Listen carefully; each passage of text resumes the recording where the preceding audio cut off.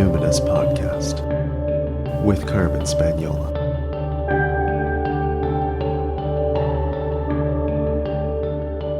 Hi there, and welcome to the Numinous Podcast, where we have interesting conversations with everyday folks about the mystery of life. I'm your host, Carmen Spaniola, joining you from the lands of the Lekwungen-speaking peoples, the Songhees and the Esquimalt First Nations, recently known as Victoria, BC, Canada. Today's guest is someone I've known in multiple capacities for a long time, and I'm delighted she's finally come on the show. Shauna Janz is a facilitator at the crossroads of grief, trauma, ritual, and ancestral healing. She's a queer, cis woman of Northern European ancestry, and she holds a master's degree in policy and practice, specializing in feminist, ethnographic approaches to analyzing institutional power relations. I gotta tell you, I don't know what that means, but it sounds very badass, doesn't it? It totally sounds like Shauna to me. Shauna has been facilitating trauma-informed workshops since 2008 to a wide range of audiences, including within education, nonprofit, hospice, business, government, and Indigenous settings, locally and internationally.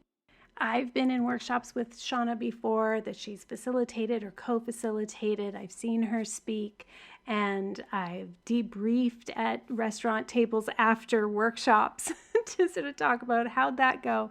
And her intellect and her warmth and her care is just, really unmatched. She's one of the best. Shauna is presenting at Witches New Year on October 28th, and I'll say more about that at the end of the show. But for now, let's talk about grief and melancholy childhoods and being childless by choice. Not to link those things together, those totally unrelated, but the intersection of being child-free and ancestral veneration is fascinating to me, because when we talk about lineage, there's kind of an implication of continuance there, right? I personally did have a biological child, but I doubt my child will have a child. So it's interesting to me to cast my net a little wider when I ponder these questions, like who am I becoming an ancestor for? And when I think about my own spiritual practice of ancestral veneration, it's interesting to think about if I'm giving enough attention to ancestors I'm not directly descended from. The aunties, the uncles, the chosen family that my wayback people were connected to, those people who supported my wayback people so that I could be here now, today.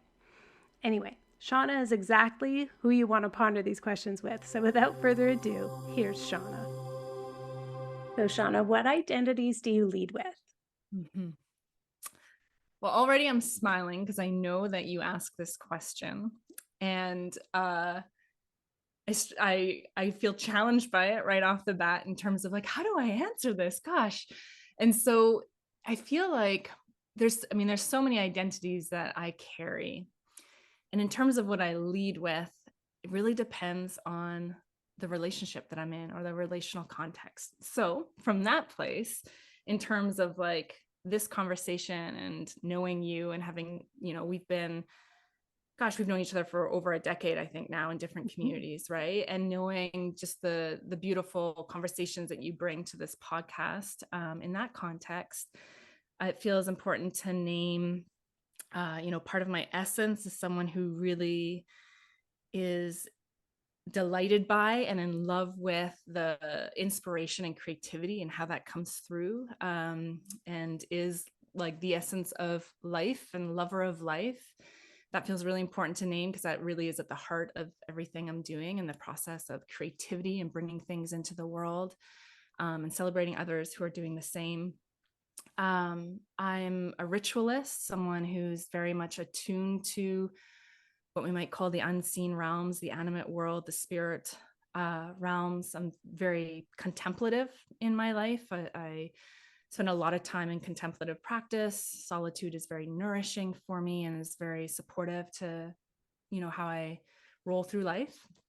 And in this context, I feel very comfortable to say that part of my ancestral tending and reclamation is in Old Norse life ways. So coming into what it means to be in Sather practice. So what in that tradition is called a vulva or a staff carrier. So oracular mediumship, connecting in, communing with spirits and spirits of place and ancestors and beyond through that way. And I think, as I think about this in terms of witch lexicon, probably most like a hedge witch would be most aligned with how I am in terms of kind of a solitary, not a lot of ritual technology, so to speak, but a simplistic communing in with that mediumship capacity.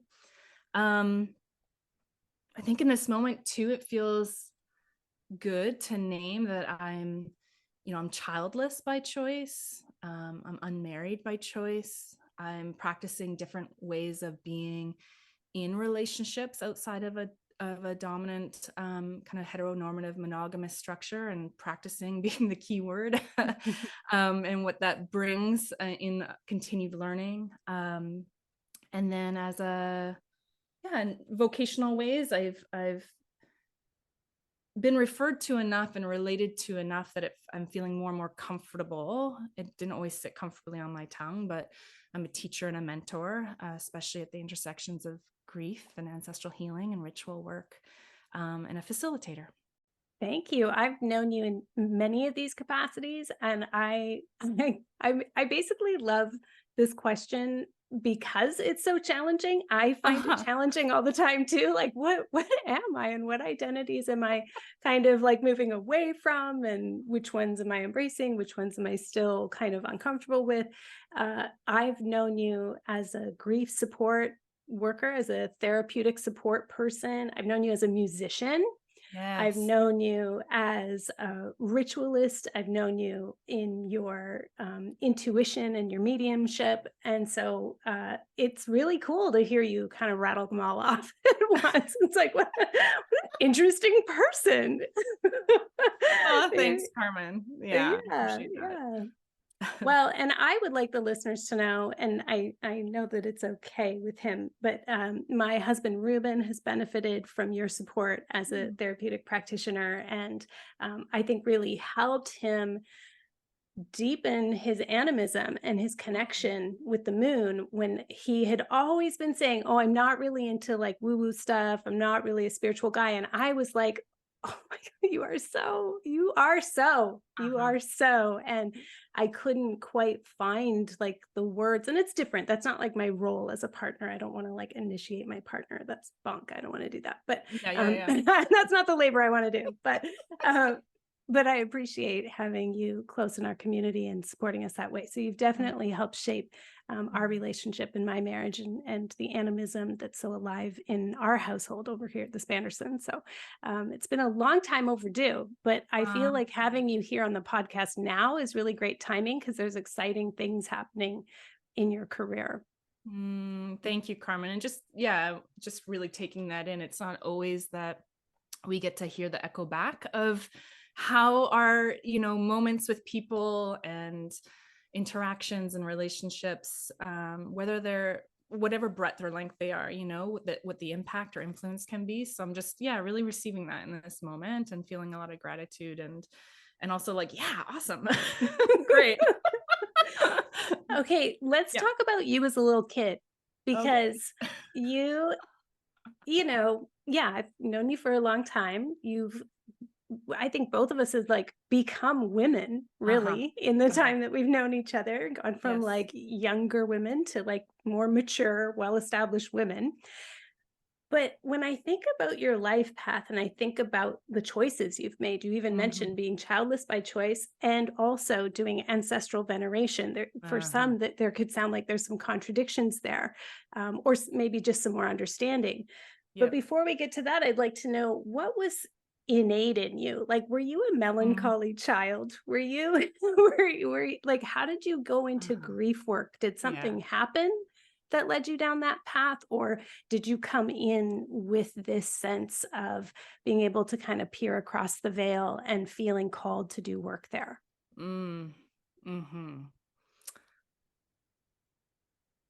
It's never a coherent, like easily tied in a bow story, because I think there's just so many circular influences that we, find out in hindsight.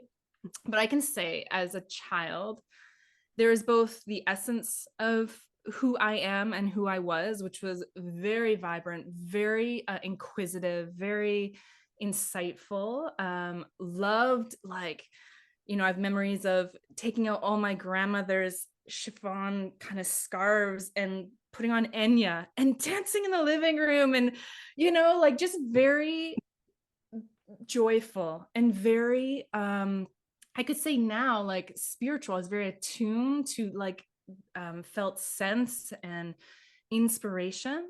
But that would only be, I loved reading too. That's just coming to me now. Stories like Swiss Family Robinson, like being out in nature. Do you remember that story? Like, Yes. Being out, and like, I remember in, I don't know, grade school, there was one book, and I don't know the name of it, but it was about a young girl getting lost in the forest and befriending a pack of wolves to survive. And that has, like, just those imprints, right? Like, kind of these little nuggets of essence of little kiddo Shauna. But that's not the full story, just because, our context shapes us. So does feel important to name that I also came from a childhood experience that was significantly neglectful. In it was just my mom, single mom, and myself. And she was dealing with a lot of her own trauma responses. And, I can hold it in a lineage eagle eye view now. And there was a lot of oscillation between pretty extreme neglect to very violent volatility and outbursts. And so that definitely honed me to be very quiet and to be very adaptive, and all the, like, survival, like, adaptations that can come from that, which also plays into that, what is now a more of a fine tunement of attunement rather than a hypervigilance. But because so much of my kiddo years was alone, what it did nourish is what I would have said at one point, like, a rich imagination and a lot of imaginary friends and a lot of connection with animals and plants and trees. And what I realized were what I thought was imaginary friends in terms of how I was conditioned to perceive that time were actually different ancestors and guides. I still get emotional about that, that they were just there from the beginning, that I was connecting in with, but never had a framework for beyond that. So really a source of resilience. So when it comes to grief work, I would say, not by choice, but I came into this world heartbroken. When when you're not coming into an environment that knows how to receive or welcome you in, there is an inherent heartbrokenness in that. And then the, coming through all the adaptive strategies, which we've now called complex developmental trauma, and the responses to those, it's been, there's that saying where for healing people, it's like the medicine that you have to gift is also the medicine you most need. And so it was actually the grief work that found me eventually, that started to mirror to me and support me in, like, melting away those layers of protection to actually come into more and more into the softness of a heart that is heartbroken, and actually feel the grief that was too immense and out of my capacity to feel as a youngster.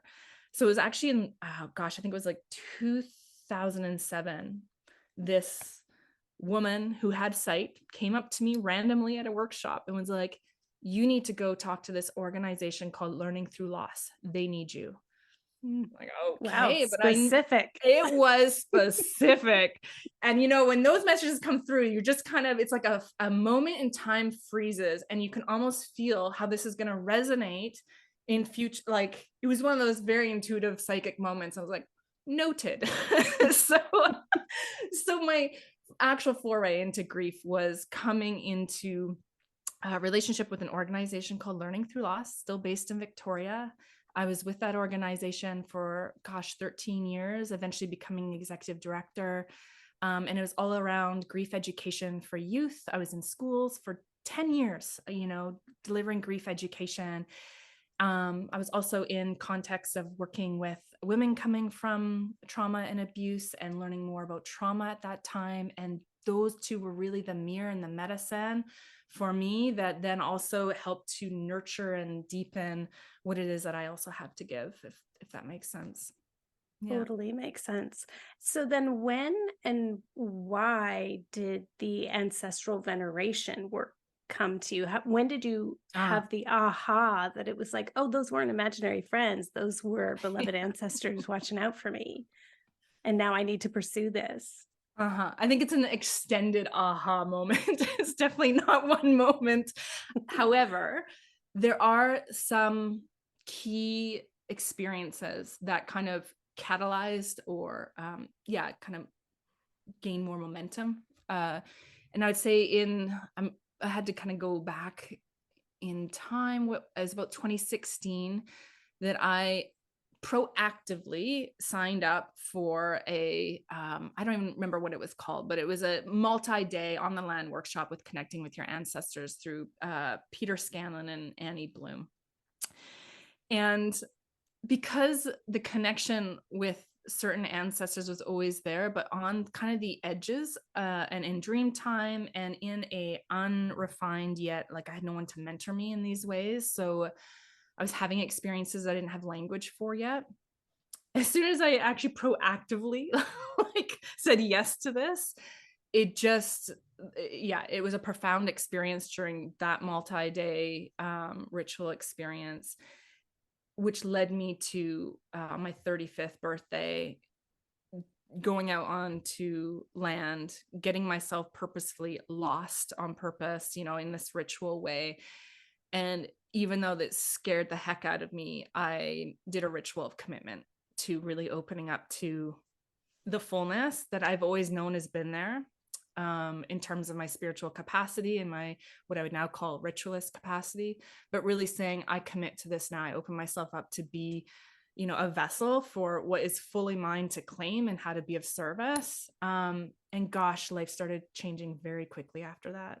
I my music career, I paused it, which ended up being an end to it, which is fine. It was a beautiful chapter, but it was just this like something bigger is meant to come through. And I soon left my executive director position at Learning Through Loss, not because that work wasn't in line with what I was doing, but it was only such a small dose of it. There was something much larger coming through. And so I've been since then, I kind of affectionately call it coming out of the ancestral spirit closet more and more. Deepening those capacities it changes. It has changed my life and continues to. And at the heart of it is being shown how I'm meant to hold this ritualist signature. Yeah. I'm very curious what you have learned through this apprenticeship to spirit and to ancestors around ancestors who've been written out of history or concealed through time and taboo and, family folklore that invisibilizes. What about all the people that we don't really hear about in our families? And that you become an adult and you're like, what, they had an older brother who died or something like that. Yes. There's so much mystery and taboo. What have you learned in your experience about that? Yeah. Well, I can speak to some very just tangible ways that has shown up in my own ancestral reconnection work and doing the proactive research and prayer into finding out more. And I think this actually weaves back around to what you're saying by I'm in ancestral veneration work and yet I'm childless by choice. And so that also was a paradox in me that sat very uncomfortably for a long time. And it was like something I was grappling with and trying to reconcile. And I remember in terms of being, what you just said about being written out, I think this is probably an expression of that is at some point it was about probably about 5 years ago now. And it was such, again, a momentous experience for me, because I was grappling like, oh goodness, like how can I be in this work and have chosen, yet it feels so right to have chosen not to have children. And then I started off with calling in, the words I used was all the aunties, all the aunties of specifically my maternal lineage. And then suddenly the words started to come through, like all of those who decided not to have children, but were still seen and valued and had an absolute utmost vital importance to the health of the lineage. And I still get emotional around this. And just who showed up, and the beauty of all these different identities, which we would now probably label as queer, like all these queer ancestors and aunties who just all of a sudden I just felt this settling of like, oh, this is how I belong to this work. And no, my calling in this lifetime is not to nurture one or two children, but it is to nurture something cultural in this moment, and to re-enliven and to re-give visibility and voice and health to lineages now past and future. And it was just such a homing beacon. And, as it tends to work like this, there have been countless people who, when I've been supporting them with reconnecting in with their ancestors, this is part of their story also. And when we live in a dominant culture that doesn't it's just so focused on like what's the word I'm looking for? Nuclear family. Yeah, thank you. And who does that invisibilize? And those of us who aren't in that constellation, where is our place? And to name the wound, named how that has been invisibilized, named how that continues to be in a dominant culture, and then to re-invite and claim that as a valuable, worthwhile, purposeful place, and to it soften it. The reckoning is still there, but there's a settling into the belonging to that. And that was so important to me. And so in terms of that writing out, there's also a few things that come to mind in terms of taboo and silencing. On my dad's lineage, for example, I didn't even know until maybe 6 or 7 years ago that we were of Mennonite lineage and ethnicity and religion. I didn't grow up in that, but it was broken very recently. My grandfather, my dad's dad, who I never met, like that family, they came from what's now currently the location of Ukraine. But had it been several more weeks, I wouldn't be here right now, because they were at the hands of the Bolshevik Revolution and were stripped of any of their livelihood and were starving. And barely made it as refugees to Turtle Island here. And so in terms of both like the intergenerational unmetabolized grief and trauma from that, but also what was gone unnamed. So there's this beautiful book that I came across that my family created, which I'm so grateful for, because it's given me a lot of information and names and genealogy. But of course, there's what's the story of like, well, they got here because of the Canadian Mennonite Board of Colonization, right? And a lot of Mennonites were brought to Turtle Island because of their farming skills and were utilized that way and given safe passage and given land here, right? So, but there's a storyline now that I can work with and I can understand. So I can see how shame had, got that, it invisibilized it. My people, just within one generation, the language and a lot of the farming techniques were gone. And then just one other I'll speak to, and there's many more, but I think this is very relevant here also, as a white woman of colonial settler ancestry and lineage experiences, is on my mom's side were very kind of long longtime colonial settlers to Turtle Island, likely from the Scotland Highlands clearances, afforded many privileges here on Turtle Island. And there was some secrecy in my family that's still there, whispers of being involved in either owning Black people as slaves or possibly being a part of a plantation in the South. And this is so interesting. This only became available in our family story once my mom died. So my mom died in 2020, and this sometimes happens, is suddenly the lineage constellation changes. And even though I've done research before, suddenly I'm like, oh my goodness, there's archives of my great grandmother speaking to a museum in Grand Junction about colonizing that place and possibly coming from the South. Anyway, so information is slowly coming, and I, in a slow, titrated, steady process of continuing to pull those threads. And what does that mean for me and who I am and how I hold this work? What does it mean to be in right relationship with that? What does it mean for my own reparative invitations in this time, right? Mm-hmm. Yeah. Mm-hmm.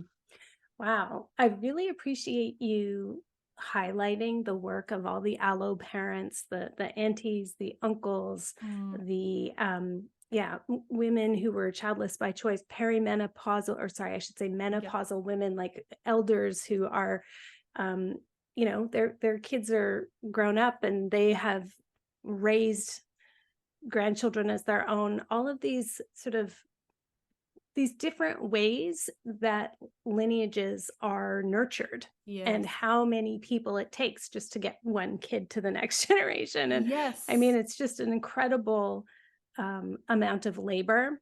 And I also really appreciate the way you're doing ancestral veneration work in a way that acknowledges queer lineages, because that, I know that it has been happening for, I guess, as long as I've known about ancestral veneration work, but it's really important to bring it to the fore, especially as you know, we're very collapseware here on the Numinous podcast. And so we're thinking a lot about, how we can support the next generation. And I actually don't know many kids who are straight now. Now that it's okay to talk about it more, it's like I don't know many young people who aren't queer, actually. So and what I think a lot about that. Yeah, and what a beautiful, and this is what really enlivens me. So hearing what you're saying, knowing that decade that is in schools doing grief education with youth, like that is culture making, right? Because suddenly when our young ones are growing up without like being in the oceans of the values that we want them to be steeped in, and the beautiful ways that our humanity is expressed through us. And and just to also say, like, in my experience as someone who has found some settling and belonging in being seen, at least by my ancestors, my queer ones who decided not to birth and gestate and birth children, is I still don't get the experience. I still have not had a lot of the experience of being able to nurture from this location young people in my life. I did get that through being in schools. That's what met that need. But I'm not living in a family system right now where that's something that's happening.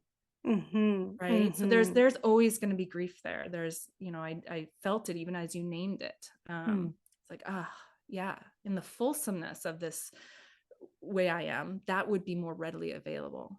And I love kids and I'm great with them.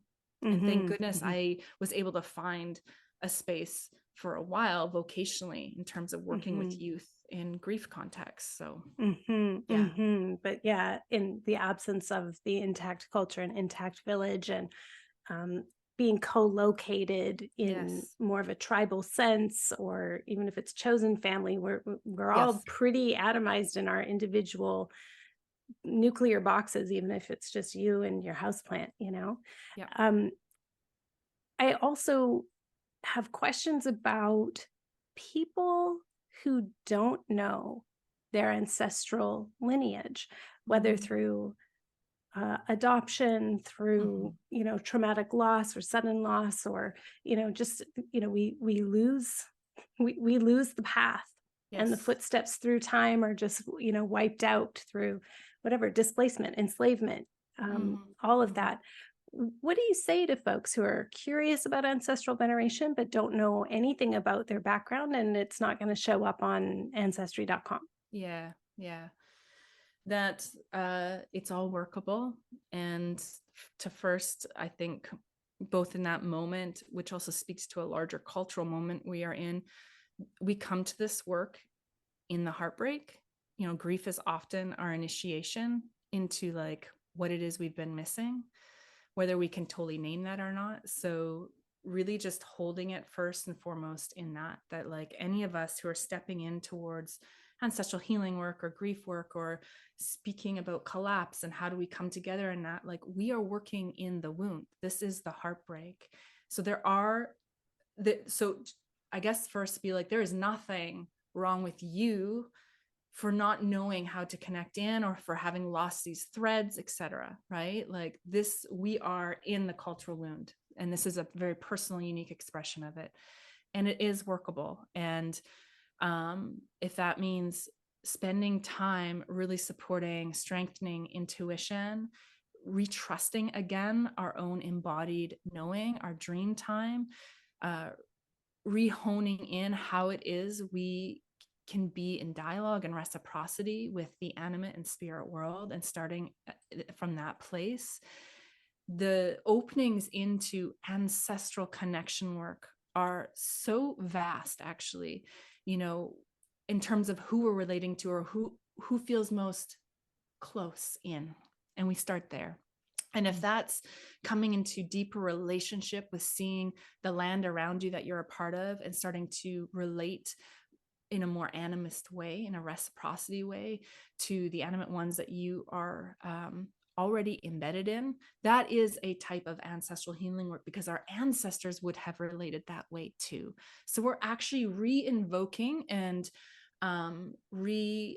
exploring, learning all of these things, this fundamentally deeply relational way of being in the world. That is ancestral work. We're calling in the qualities, the practices, the ways of being and knowing that is deeply relational, which is what dominant capitalist, patriarchal, supremacist culture is stripping away, right? It's non-relational. So we start there. And if, oftentimes when people have invited me in to be alongside them in this work, if that's a place that they're starting from, as soon as there's this kind of permission and understanding of like, okay, I don't need to feel shame about this. This is actually an individual expression of a larger wound. Then the stories of like certain dreams or nudges or subtle intuitions come in. And that's where we start. That's the starting point. That's the opening, because the ancestors have already been there at the door. We're just recognizing and remembering that we have the capacity to listen. You're a very experienced facilitator in groups as well as working one-on-one. And as you said, you are an educator as well and have lots of experience with that.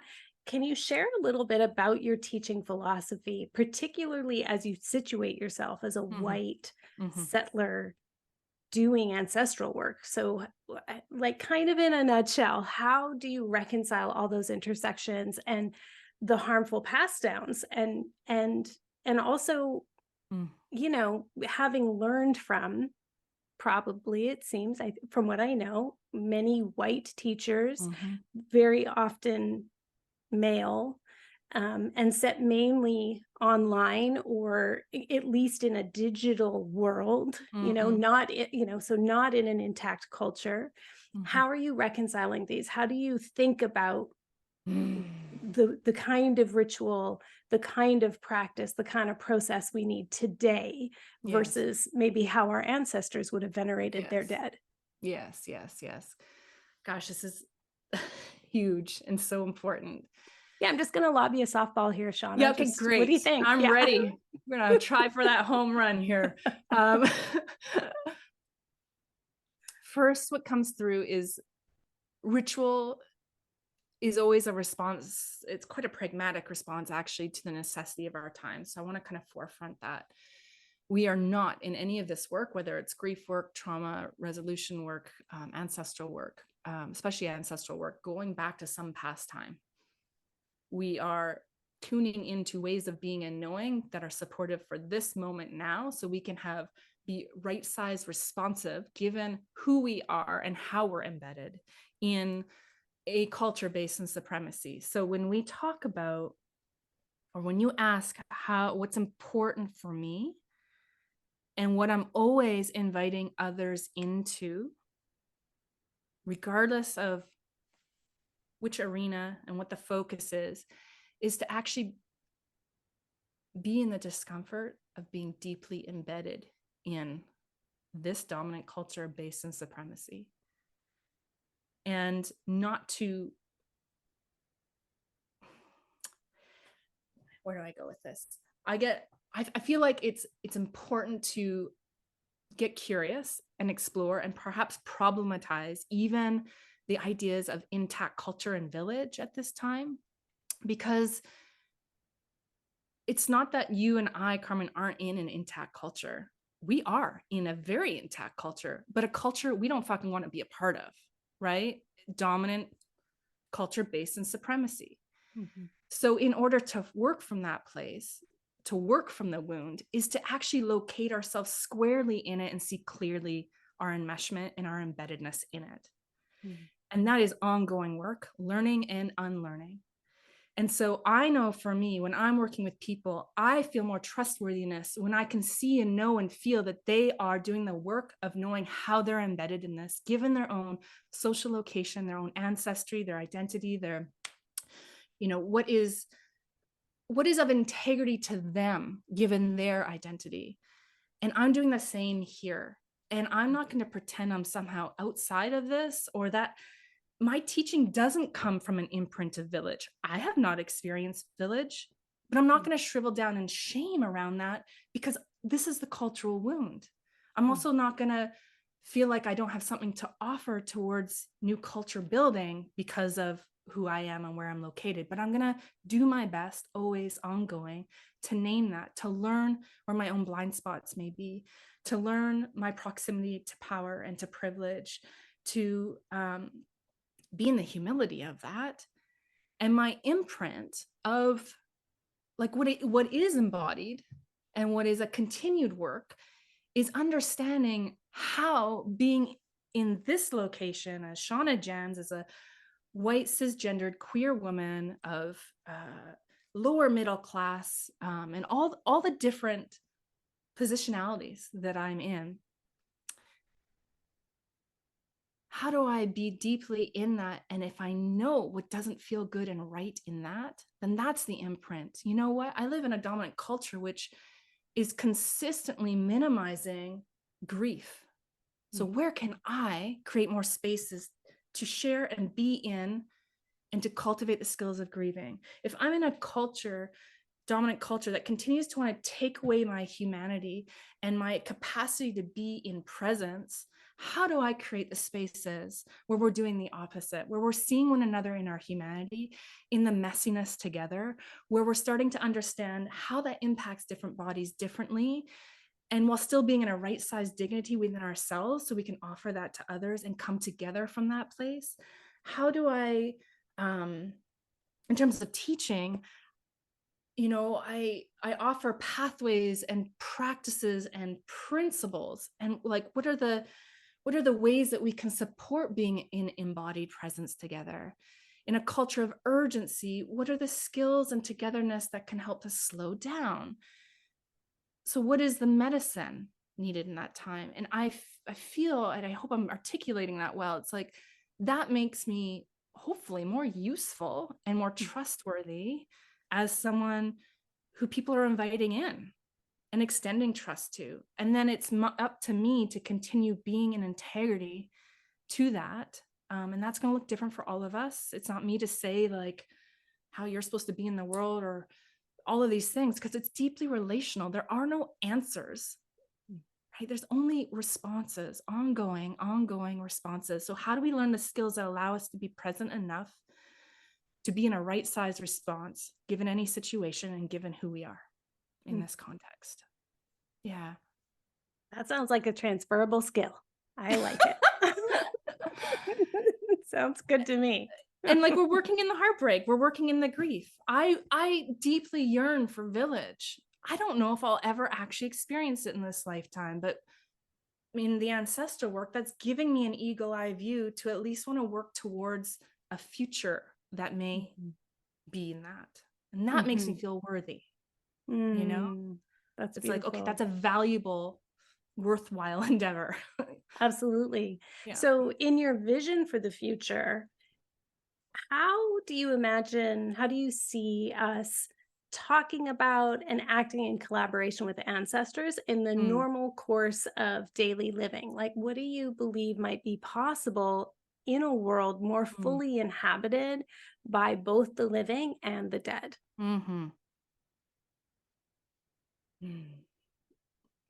Well, let me just say, let's hope it's even beyond anything I say now. It's beyond our wildest dreams.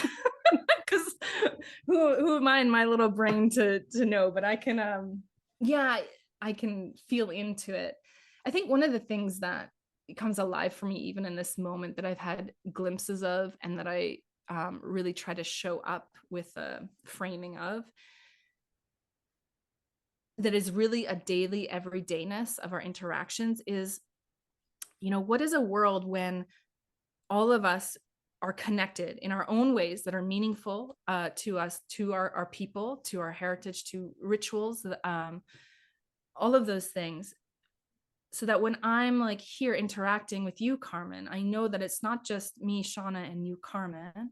It's me and my people, and the histories and the stories and the lineages that are showing up to you and your people and your history and your stories. And there's a whole, what I call the elder wisdom field that we're coming in with. And I believe that I've been catching glimpses of it. I've noticed it in my own life. Gosh, if we all came from that place, I think that helps deepen our capacity to be in complexity, in more nuance, in more compassion. And I've also had glimpses of when we approach the inevitable ruptures that happen in human relationships, and we hold them in a larger picture with our ancestors in a ritual space that are tuned in with elders, whether those are embodied or elder ancestors. There's a different quality of a type of, there's something else that's more generative and healing that can happen when it's held in that wider ecosystem of relationships. And I think that would fare us really well in terms of then what are the responses, and then what gets inspired in those moments to then create. And that's the culture making. And I think if we're a people who are in deep connection with our dead and with our ancestors, it also supports a more of an eagle eye view, or a broader horizon line of our lives, which, gosh, do we need now? In this dominant culture, there's such a short-sightedness, right? In terms of, well, gosh, so many things. But I think this would really extend how to think beyond ourselves and in longer timelines, which also feels like it'd be just a lot more sustainable and loving. And I feel like we're not working as much in this vision. I feel like we're kind of hanging out a lot more, and there's a lot more support, and we're doing a lot of other generative things, and probably, we're probably going to a lot more rituals, Wheel of the Year events, like dropping young people off at someone's house because we're all going off to do something else. More of the village, the allo parenting. It sounds good. Can you say a little bit more about elder wisdom and how also so people who are listening, who are like salivating right now, who are like, everything in their spirit is going, yes, yes, yes. And their ancestors are like, poke, poke, poke, trying to like, how can they work with you to tap into more of this elder wisdom? Yeah, beautiful. A wonderful friend, colleague, kin of mine, Tamira Cousett, and I we have an offering called Elder Wisdom. And what we mean by this, and what I invite people also into several of my offerings, is one of the entry points, going back to that question about like what are possible ways of starting, right? Is to understand that we are all inherently already surrounded by our people and our ancestors. And we can actively call in those specifically who hold elder qualities, who have been ripened with a certain maturity and lived experience, that hold whatever you want to, you can fill the definition of that in ways that are meaningful for you. But there's an elder wisdom field that's around us that we can access. And the more that we do that intentionally, it's like there's a robustness in that connection. And so that can be a starting point. So Tamira and I offer an introduction to our introduction, which really opens up the conversation about ancestral connection. What does it mean? Why is it important to kind of cultivate the skills of embodied presence? What does it mean to be rooted in values of love and liberation, and how that comes into our ancestral connection work? We are not coming from a place of answers. This is like, let's explore this together, and then let's be in ritual together, calling in the elder wisdom field, being held in that, and see what arises, right? Be in the practice of attunement and listening. So that's specifically October 9th. And maybe we can put a link Absolutely. to that. We'll put links in the show notes for sure. And anyone who comes to that once, you are then invited to return at no cost any other time we're offering this in the future, because we really want to, it's like, again, in this online world, how do we cultivate relationships and work within these beautiful modern tools in good ways. And then I also, in terms of those who maybe, as you said, salivating for the intersections of grief work and ritual and relationships, it's one of my favorite courses to be in with people. It's called Belonging to the World, Relationship and Ritual for the Heart of Grief. And this is really, I offer a pathway and practices and invitations that guide our process together, but are definitely ones that you're invited to fill in the ways that are relevant to you with who you are and your identity and your ancestral histories. But we do a deep dive into different principles of grieving, into both embodied presence and energetic presence skills. We invite in connection with land and animate ones as supports, as partners in grieving, recognizing our grief can be a really big, beautiful part of the reciprocity of living alongside spirit and animate ones. We do a deep dive also, not only into connecting in with this elder field and perhaps a very specific ancestral guide, but also teasing apart and exploring the rite of passage of death, and how that, and bereavement, and how in a modern culture that denies grief and bereavement a lot, and spaces for that, there can be an entanglement that happens between the living and the dead before that rite of passage is complete. And so we explore stuff like this. And also, like, what does it mean to step into a vocation as someone who has the medicine for grief work? Or what does it mean to be in collective grief? Like, what is actually our responsibility given our identity to grieve collectively? Where is our heart medicine? So we explore all of that. Oh, it sounds really, well, deep and intense, but also very nourishing. So yes, we'll definitely have lots of links in the show notes for that, and for your ongoing work. It's, you're teaching courses, it seems, almost seasonally. And so people can get on your newsletter and follow and all that kind of stuff. We've talked a bit about grief. Maybe you'd like to say a little bit more about your personal practices these days around it. But I also want to know, how do you work with rage? So often rage is unacknowledged, particularly if you identify as woman, or if you identify as queer. It's like there's no place for rage in this dominant culture of white supremacist patriarchy. Yes. How do you personally cope with grief and also with rage? Oh, yeah.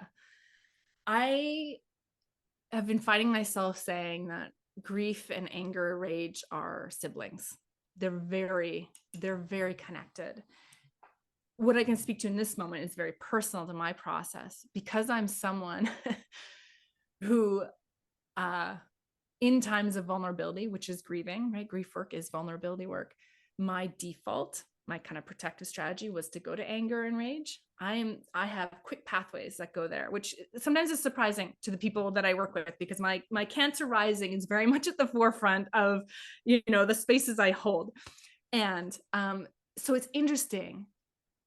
I was angry for the first 25 years of my life, and that came out in many different ways.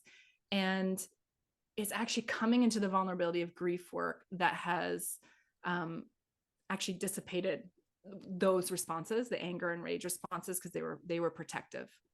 So for me, there is less anger and rage that are protective strategies. There's more grief now, and the softening. And how I work with grief, I'm someone who journals. I've been journaling since grade 4. I think it was a need for mirroring and and movement, and I ritualize everything. I call in my ancestors. I call in the spirit ones that I'm in partnership with, and I'm someone who is still, these are safe connections for me. And my learning curve is still to be, and I have to be with other humans grieving. So I kind of want to just name that, because I know I'm not the only one. We hear a lot about, oh, grieving should happen in community. Well, like ideally, yeah. And in village, yes. But the reality is many of us haven't had those experiences, and that actually just overwhelms our nervous system more so than allows us to grieve. We get into protective strategies. So for me, the most meaningful grief movements typically happen alongside my Douglas fir and maple friends, with the river, with my ancestors.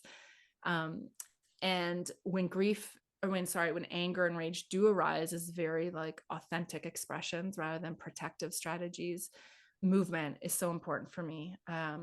I do I'll go to the gym and do a really intense workout, or I'll go for a strenuous hike just to get the energy out first.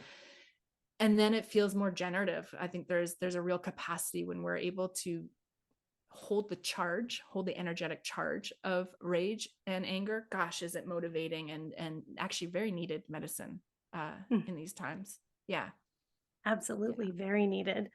All your work is very needed, Shauna. Thank you so much for sharing. I'm super excited for people to get to work with you at Witches New Year on October 28th. You're doing a session working quite specifically, amplifying those ancestors who've been invisibilized, who are of queer lineages and childless by choice lineages. And it's going to be fantastic. People will get a chance to taste that at Witches New Year this year, and the links will be in the show notes. And it's been really beautiful to see your work that I've experienced here in our local community expand out across the interwebs.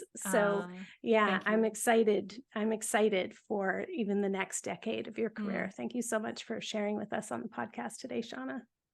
Thank you, Carmen. Thank you for the invitation. And, I just want to name in this moment, it is, it's a special quality to connect with someone where we have been in some way witnessing one another in our stumbling, grappling, coming into, and right. So I can say the same thing. And there's just such a mutual respect and witnessing. And it's good to know that it's good to know that there's a Carmen out there doing what she's doing, Yeah, it's not like we have community, we know people here doing this, but we have been doing this for a long time. When, in the town we were working in, the city we were in, there's still a lot of social scorn and taboo around intuitive work and all of that. So, we've been in trenches a long time. If any part of this episode touched you, you will want to check out Shauna's website, shaunajanz.com. It's going to be linked in the show notes. You'll want to learn more about her courses. Many of them are online. And this episode is timely because she has a few coming up this fall and winter. She's got that 9-week online course, Belonging to the World, Relationships and Ritual for the Heart of Grief. And then about a week later, on October 9th, with Tamira Cousett, is Elder Wisdom, Connecting with Our Ancestral Ecosystems to Embody Love and Liberation. And then if you are somebody who's working as a professional therapeutic support person, on November 9th and 10th, she has a trauma-informed grief support professional development workshop. I'm also going to link through Learning Through Loss for all the folks in my local area in and around Victoria, BC. They are an outstanding nonprofit that supports youth in and around Victoria, BC with just like excellent staff, great board members. I've known about the organization for a long time. I think I actually first heard about them through my time as a volunteer on the local crisis line. I actually spent a year giving talks in local high schools and middle schools about suicide awareness and prevention, and that was like way back in the late 90s. And Learning Through Loss has been doing this work since then, thank goodness. So thank you for highlighting that for us, Shauna. And you'll find the links to the show notes in your podcast player or at numinouspodcast.com. My listener shout out today is so great. I have here, my friends, a perfect example of a sweet and simple review that is awesomely effective. So this, like anyone who's feeling overwhelmed at the thought of leaving a review for The Spirited Kitchen, so like you're putting it off and not getting around to it, I'm telling you, this is how you do it. This is from Aaron D. They gave it 5 out of 5 stars. The title, "This book has a forever home in my kitchen. The magic woven throughout these pages has touched my life in profound and unexpected ways. 10 out of 10, recommend." That's how you do it, my friends.